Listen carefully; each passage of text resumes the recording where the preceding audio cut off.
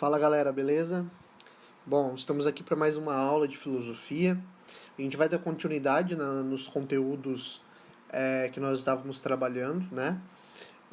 Porém, nós vamos mudar agora de problemática, tá? A gente ainda vai discutir o tema da ética, tá? Porque esse tema vai ser o norte, né? O fio condutor das nossas aulas durante um bom tempo ainda. A gente ainda vai estar situado nessa área da filosofia que se chama ética.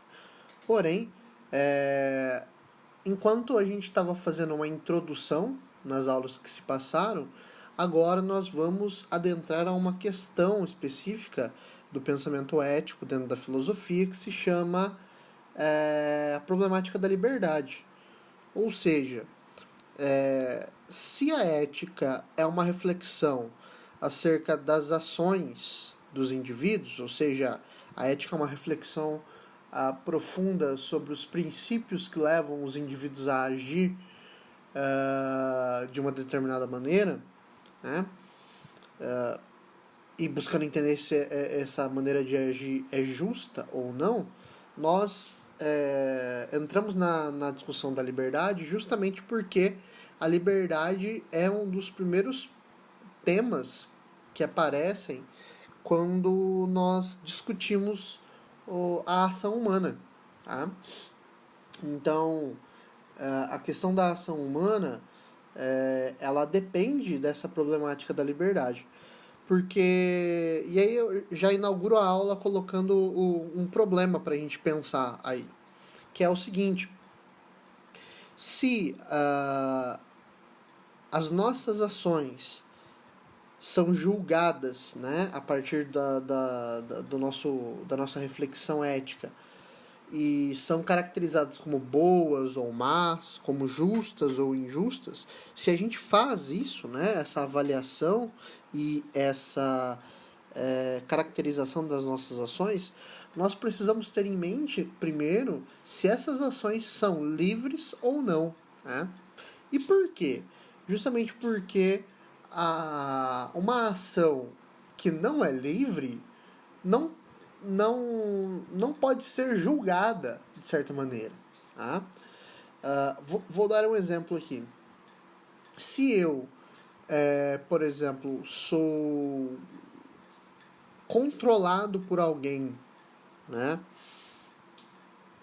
Por exemplo, sei lá, imaginemos uma realidade alternativa em que, através de algum remédio psicotrópico, eu possa ser controlada, minha mente possa ser controlada por alguém. Tá? Imaginemos esse cenário. Se, então, eu estou sendo completamente controlado por uma outra pessoa e eu não tenho qualquer liberdade nas minhas ações, porque todas as minhas ações vêm de uma vontade que não é a minha, como que eu posso analisar, avaliar e qualificar as minhas ações, por exemplo, e julgar se elas são boas ou más, né? É óbvio que eu posso julgar a ação, mas como julgar a mim mesmo? Vamos dar um exemplo. Que, então, nessa situação do controle mental, que através desse controle mental eu vá ser levado a matar alguém. Tá? Então, eu não tive qualquer escolha, porque eu fui totalmente manipulado, totalmente controlado, eu não estava consciente, eu fui lá e matei uma pessoa. É óbvio que nós podemos julgar essa ação e dizer se essa ação é boa ou não. Mas será que é possível julgar a pessoa? Ou seja, é possível julgar o indivíduo que foi controlado? Né? Sendo que ele não está consciente da sua ação? Né? Neste caso, faria mais sentido julgar a pessoa que o controla, né? E não o próprio indivíduo. Você pode pensar, bom, tá, mas isso é uma coisa que ainda não existe, né? Por exemplo, você não encontra nos dias atuais essa possibilidade de você manipular totalmente a mente humana, tal como se fosse num filme de ficção científica ou um quadrinho, né, de super-heróis, tal como, por exemplo, o Soldado Invernal, né, da história do Capitão América, ou qualquer outro tipo de ficção, assim. É óbvio que atualmente nós não temos esse tipo de mecanismo ainda, mas vamos pensar por um outro ponto de vista agora. O policial, quando ele age em nome do Estado. Será que, no momento em que, por exemplo, é dado ao policial a ordem de que ele pode atirar e ele atira e mata, né? Quem deve ser responsabilizado por essa morte? O policial ou o comandante que deu a ordem? Ou o governador, no caso, em alguns momentos, ou o presidente, não sei. Ou seja, embora a gente não esteja numa situação de ficção científica como a que eu coloquei no início, ainda assim, nas nossas relações, nós podemos levantar essa problemática da liberdade e nos perguntar: será que todas as nossas ações são livres ou não? Tá? Bom, diante disso, a gente inicia, né, um percurso histórico aqui com algumas reflexões, né, que vão surgir lá na Grécia Antiga até os dias atuais. De início, eu gostaria de fazer vocês pensarem sobre os mitos gregos. Tá? Por exemplo, esse conteúdo que nós estamos tratando está no nosso livro, né, de filosofia, no capítulo 14. Tá? E no capítulo 14, logo aí na primeira página, você encontra uma imagem que retrata as moiras. Tá? As moiras eram consideradas as divindades da Grécia Antiga que teciam as linhas do destino. Tanto é que Moira vem do grego e significa destino. Tá? Para a mitologia grega, o nosso destino era traçado por essas mulheres, mas não eram exatamente elas que decidiam as coisas. Tá? Tanto é que muitos desses fios que elas teciam e que seriam os fios do destino de uma pessoa ou de outra, dos seres humanos, eles eram ordenados pelos próprios deuses que queriam determinar a nossa vida e tudo mais, né? Então já havia na mitologia grega essa preocupação com a discussão da liberdade, né? A própria tragédia grega, que é um gênero literário que fazia muito sucesso principalmente no teatro, né? Ele era um gênero literário que já trazia essa discussão de uma maneira muito forte. Ou seja, por mais que nós tentemos nos desvencilhar do nosso destino, por mais que nós tentemos tomar decisões que sejam próprias, né? Que sejam decisões livres, ainda assim seria quase que impossível escapar dessas teias do destino que são tecidas pelas moiras, né? Por exemplo, há uma obra importantíssima da tradição da tragédia grega que é a obra do Édipo, principalmente Édipo Rei, que foi escrito por Sófocles, tá? Sófocles era um teatrólogo, um literato da tragédia, e ele retrata uma história bastante interessante. Eu não vou aqui contar spoilers, fica a dica para se você quiser ler.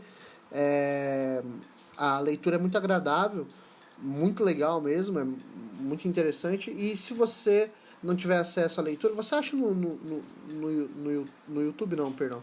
Você acha no Google o texto de uma maneira bem fácil aí, mas se você estiver indisposto para ler, você acha também algumas peças de teatro que são representadas em cima do texto do Sófocles, tá? Mas o que é legal dessa história? Essa história basicamente conta a vida do Édipo, tá?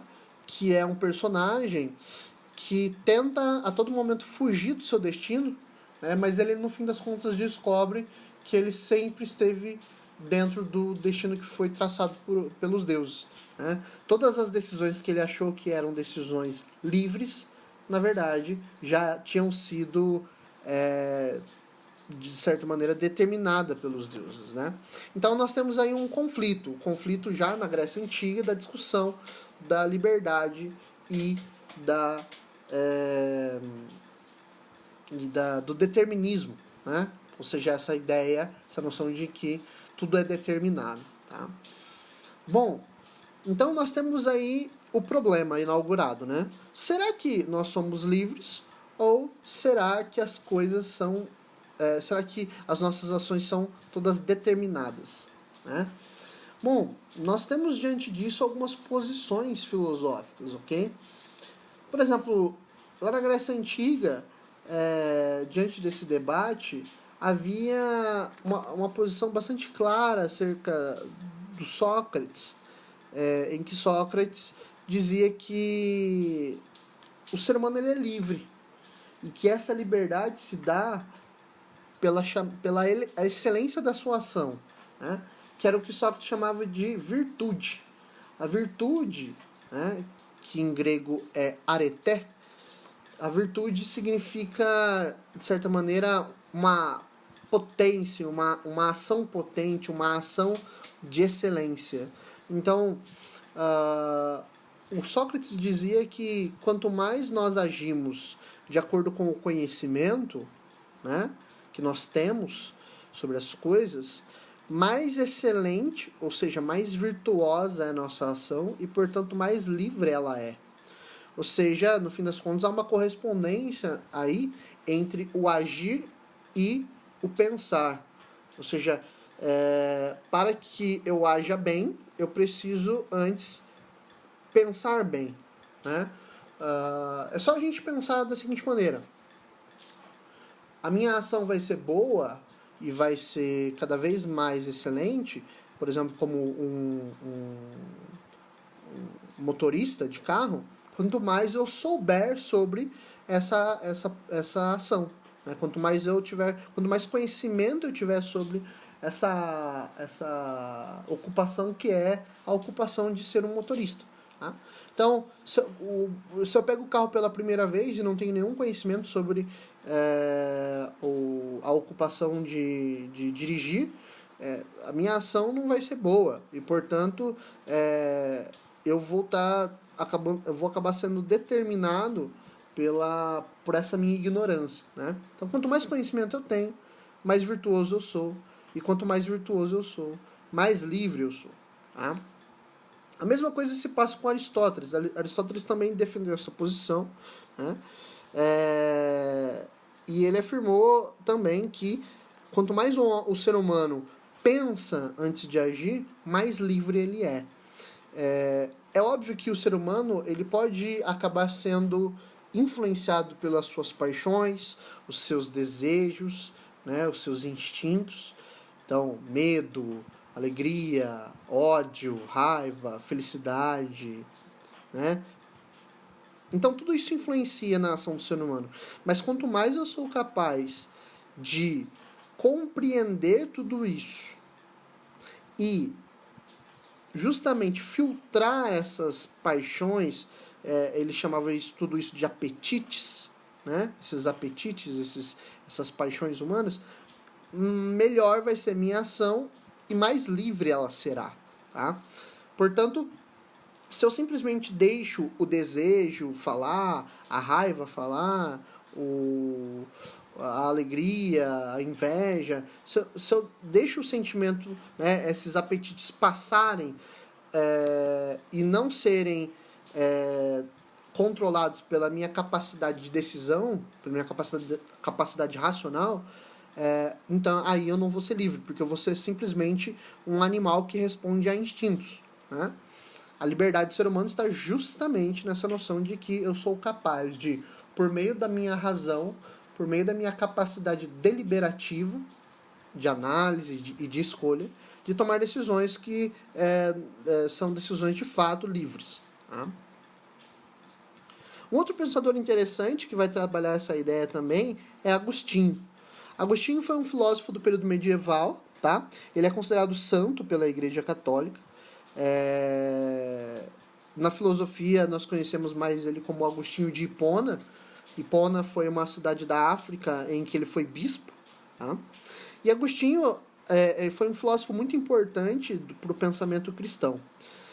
Para Agostinho, o ser humano ele é dotado do livre-arbítrio. Tá? O conceito de livre-arbítrio seria a ideia de uma liberdade de escolha da vontade. Tá? Ou seja, o livre-arbítrio para Agostinho seria a capacidade de eu guiar a minha própria vontade. Tá? Ou seja, tem muito a ver com aquilo que o próprio Aristóteles já dizia. Né? Eu tenho os desejos, os apetites, só que eu sou capaz de direcionar a minha vontade. Né? Portanto, por mais que eu sofra influências, será a minha capacidade deliberativa, a minha capacidade de escolher para onde que eu vou guiar a minha vontade, é ela que vai fazer eu ser livre e é ela que vai dar expressão para a minha ação livre. Tá? Tanto é que para Agostinho, o ser humano ele opta pelo bem ou pelo mal. Né? O bem e o mal, para Agostinho, estão relacionados diretamente com a figura de Deus. É claro, ele é um filósofo da igreja e ele vai posicionar Deus como sendo o bem supremo, o sumo bem. Né? Por outro lado, Agostinho vai dizer que o mal seria justamente a ausência desse sumo bem. Então, toda vez que eu direciono a minha vontade para esse bem maior, que é Deus, eu estou fazendo a escolha do bem. E toda vez que eu direciono a minha vontade para tudo aquilo que está longe desse bem maior, eu estou direcionando a minha vontade para o mal. Portanto, o bem e o mal estão diante de mim e sou eu que escolho, né, a partir dessa minha capacidade de livre-arbítrio. Né? Então eu posso, inclusive, escolher o bem e rejeitar o mal. Tá?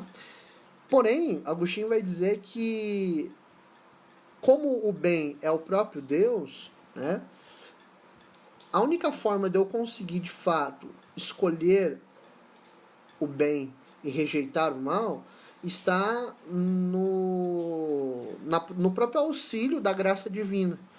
Justamente porque a partir do momento em que eu escolho o bem, eu escolho então Deus. E quando eu escolho Deus, eu permito que Deus venha ao meu auxílio a partir dessa graça, dessa bênção divina que é o bem maior. Então, Agostinho vai dizer, o ser humano ele pode direcionar a sua vontade a Deus. Porém, é só fazendo isso que ele conseguirá justamente romper com o mal. Tá? Então nós temos aí alguns autores que vão trabalhar a questão da liberdade. Mais para frente também surgem outros, tá? Nós vamos falar deles na próxima aula. Por enquanto eu quero só dar essa introdução, né, de início. Mas nós veremos também no período moderno outros pensadores, como, por exemplo, Leibniz, Kant, certo? Que vão falar justamente dessa capacidade de liberdade que se dá na capacidade do ser humano de fazer escolhas a partir da sua racionalidade. Tá? Por outro lado, a gente vai ter pensadores que vão propor o oposto, né? Vão propor, por exemplo, o determinismo, que seria justamente a ausência de liberdade. Né? Já na Grécia Antiga, por exemplo, nós encontramos os estoicos. Os estoicos são filósofos que defendiam que o mundo segue uma regra lógica, né? E essa regra lógica seria uma força racional que eles chamavam de logos, ok? E essa força racional, que era o logos, move, né, esse universo, e como nós fazemos parte do universo, nós também somos movidos por essa força. Tá? E essa força ela se manifesta de diversas maneiras em cada um de nós. Tá? Segundo os estoicos, nós também podemos ser movidos por uma segunda força, que é a força do pathos. O pathos, em grego, significa paixão. Tá? Paixão aqui entendida novamente como os apetites lá do Aristóteles, né? Os desejos, emoções, sentimentos, esse mundinho interno seu aí que leva você a muitas vezes tomar algumas decisões. Né? Para os estoicos, o pathos, como ele é uma coisa individual e interna, né, sua, o pathos ele não é justamente essa força do próprio universo. Portanto, para os estoicos, o que move o mundo, o que determina o mundo é o logos. Tá? O que acontece? Toda vez que você escolhe dar ouvidos ao pathos, à paixão, aos sentimentos, você tentará fugir do logos, tentará fugir da força da própria natureza, tentará fugir do destino. Né? Eles chamavam de fado. Fado, em português, né? Seria uma outra forma de falar destino. Beleza? O inglês talvez te dê uma ajuda aí, porque em inglês a palavra destino é justamente fate. Ok? Então, fado. Então, eles acreditavam que essa força que move o universo, que é o logos, é o destino, é o fado. E que você, ao ouvir as paixões, vai tentar fugir do fado, vai tentar fugir do destino. Mas nunca você vai conseguir. É como se o mundo fosse um rio, né, e você estivesse nele. Por mais que você tente nadar contra a correnteza, se debater ou se segurar num galho, você nunca vai conseguir sair desse rio, segundo os estoicos. Tanto é que há uma frase célebre dos estoicos, do pensamento estoico, que é: o destino ele conduz quem o acolhe e arrasta quem o rejeita. Ou seja, de qualquer forma, o destino vai te levar a um lugar, né, que já está traçado. Porém, você pode escolher e abraçar esse destino, e aí ele vai te conduzir. E para os estoicos, o sábio é aquele que abraça o destino e busca ser instruído pelo destino. E o erro seria justamente tentar lutar contra o destino, né? Ouvir o pathos, porque daí você vai ser arrastado pelo destino. Bom, saindo dos estoicos, por exemplo, nós encontramos no período moderno o chamado determinismo positivista também. Tá? Os positivistas, como nós já aprendemos em sociologia no primeiro ano, eram pensadores que acreditavam, por exemplo, que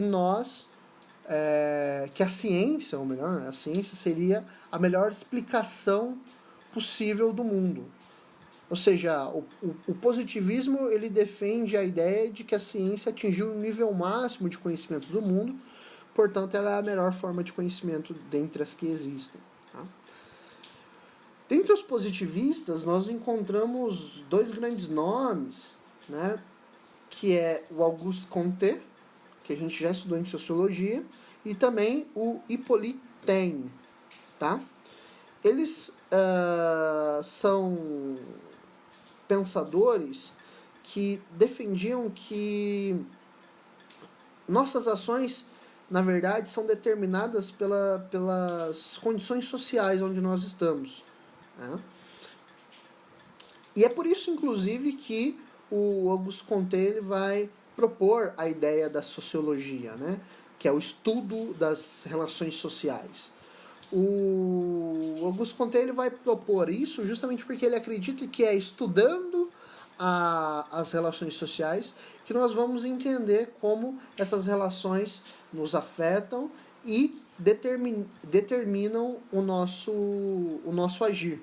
Ou seja, dentro da sociedade, para o Auguste Comte, as nossas ações sempre estão determinadas por relações sociais. Tá? O Hippolyte Taine, que foi um discípulo do Auguste Comte, ele vai propor algo muito nessa mesma linha, muito parecido. Só que ele vai conceituar da seguinte maneira: ele vai dizer que existem 3 grandes fatores que determinam a vida do ser humano dentro da sociedade, né? Que seria a raça, o meio e o momento histórico. Tá? O termo raça era muito usado, hoje em dia ele já caiu em desuso, tá? Hoje em dia a gente não faz uso desse termo mais, porque ele é um termo cientificamente incorreto quando aplicado aos seres humanos. Tá? Mas a ideia é que, portanto, se você fizesse uma análise da raça, ou seja, da etnia daquele povo, do meio aonde aquele povo vive e do momento histórico em que ele se encontra, você conseguiria entender por que as pessoas agem do jeito que agem. Ou seja, é uma afirmação daquilo que o Auguste Comte já tinha proposto, né, de que as relações sociais influenciam as ações dos indivíduos.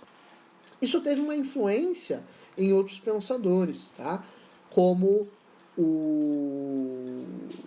por exemplo, o Émile Zola, tá? E o Skinner. E eles vão construir essa noção, né?